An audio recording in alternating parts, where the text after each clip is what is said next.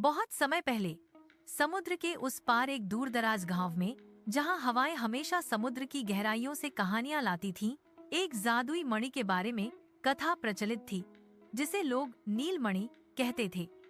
कहा जाता था कि यह मणि केवल उस हृदय को अपना वरदान देती है जो न केवल प्रेम में शुद्ध हो बल्कि साहस और धैर्य की परीक्षा भी उत्तीर्ण कर सके। युवा नाविक अर्जुन ने इस मणि के बारे में पहली बार तब सुना जब उसकी बचपन की मित्र इशिका ने उसे बताया कि इस मणि के माध्यम से उनके प्रेम को वास्तविक रूप दिया जा सकता है, लेकिन जो साहस की परीक्षा में असफल होगा उसके प्रेम और जीवन दोनों खतरे में पड़ जाएंगे। अर्जुन ने ठान लिया कि चाहे कितनी भी बाधाएं आए, वह नील मणि तक पहुंचेगा।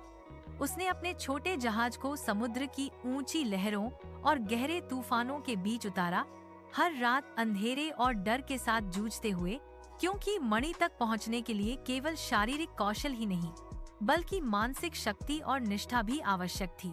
जैसे जैसे अर्जुन समुद्र की गहराइयों में आगे बढ़ा, उसे भूतपूर्व जहाजों के खंडहर और समुद्री राक्षसों की परछाइयां दिखने लगीं, जिन्होंने उसके साहस और प्रेम की परीक्षा लेने के लिए उसे भ्रमित किया। प्रत्येक लहर उसके हृदय में असमंजस पैदा कर रही थी, पर इशिका की याद और उसका प्रेम उसे आगे बढ़ने के लिए प्रेरित कर रहे थे। अंततः वह एक गहरे नीले समुद्री गुफा में पहुंचा, जहां नीलमणि एक चट्टान पर बैठी थी। उसकी आभा समुद्र की हर बूंद में चमक रही थी। मणि ने उसकी परीक्षा ली। उसके सामने उसके भय, संदेह और लालच की परछाइयां प्रकट की। अर्जुन ने अपने हृदय की सच्चाई और इशिका के प्रति अपने प्रेम को साबित करते हुए सभी भ्रमों और भय को पार किया।